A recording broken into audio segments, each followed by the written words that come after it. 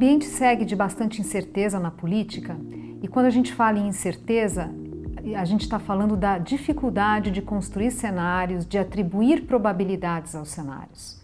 Claro que para o mercado, no fim do dia, o que importa é a capacidade do país de aprovar a reforma da Previdência, que é a espinha dorsal do ajuste fiscal. Qualquer que seja o presidente, isso talvez seja menos importante para o mercado, a questão é o próximo presidente, que pode até ser o Temer, pode ser que ele fique, terá condições de aprovar a reforma da Previdência?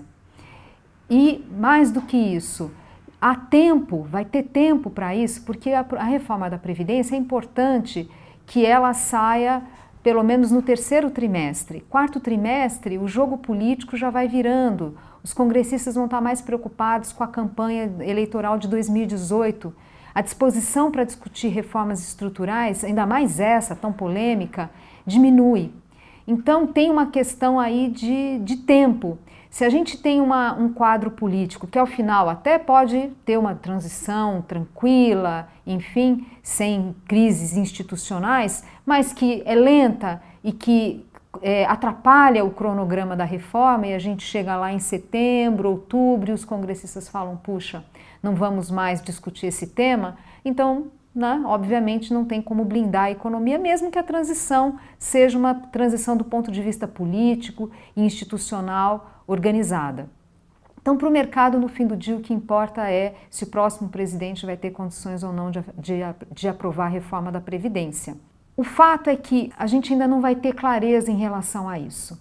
Tem algumas datas importantes, que é o julgamento do TSE da chapa Dilma-Temer, mas esse processo pode tomar o mês inteiro e ainda podendo até ser postergado se houver reação do presidente, ou seja, se houver questionamentos em relação à decisão. No caso do TSE derrubar a chapa, o Temer talvez tente, obviamente, reverter esse resultado, questionando a decisão. Então, alguma judicialização pode ter. Este mês é um mês de compasso de espera, por esse aspecto. A gente não sabe qual vai ser a decisão do TSE e a gente não sabe qual vai ser a reação do presidente. O fato de ser um compasso de espera na política não quer dizer que seja algo tranquilo. Você pode até olhar na superfície e achar que está tranquilo, mas na verdade a gente vai ter muito debate político, muita negociação política sendo feita. Isso significa que a gente ainda tem que estar preparado para alguma volatilidade em preços de ativos. Hoje, como não é possível nem apostar num cenário benigno em que a reforma é aprovada no terceiro trimestre, nem num cenário negativo em que a gente não tem aprovação, dado o grau de incerteza, acho que a gente vai ficar com os preços de ativos meio que andando de lado, eventualmente com volatilidade, dependendo de novos desdobramentos, por exemplo, das investigações, das acusações contra o presidente.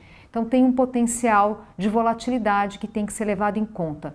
Talvez não uma volatilidade significativa, porque o cenário internacional vem ajudando. Nós temos um cenário internacional que não é tão benigno como o da década passada, mas ele é relativamente confortável. A gente tem um cenário da China interrompendo o seu processo de desaceleração econômica, a gente tem um mundo ganhando, a economia mundial ganhando tração, então é um crescimento que volta a acelerar muito lentamente, é verdade, vai estar sujeito a sustos eventualmente, mas essa aceleração do crescimento mundial se mostra mais disseminada e isso ajuda a produzir um ambiente de baixa volatilidade das moedas. Essa é uma das razões que, apesar de toda essa turbulência política no Brasil, a gente não viu a taxa de câmbio de fato explodindo. É um comportamento até bem positivo. O que a gente observa dos investidores internacionais é que muitos que estavam fora do Brasil aproveitaram esses preços para entrar também. E isso é porque o ambiente internacional é mais favorável, ainda que não seja fantástico. Bom, isso dito, nós temos, portanto, uma perspectiva ainda de compasso de espera neste mês, aguardando decisão do TSE, aguardando os desdobramentos da política, das negociações políticas. Não há razões para grandes turbulências em termos de condução de política monetária, em termos de correções absurdas de preços de ativos. O Banco Central acabou de tomar a decisão de corte de 1 ponto percentual na taxa Selic, sinalizando que deve fazer 75 pontos na próxima reunião. 75 pontos é um pouquinho menor, não é exatamente um corte lento. É natural que o Banco Central, conforme a taxa de juros se aproxime de um dígito, é natural mesmo que ele fique um pouco conservador. E neste ambiente, ainda mais. O Banco Central não pode ser torcedor, é natural que ele adote um discurso mais conservador.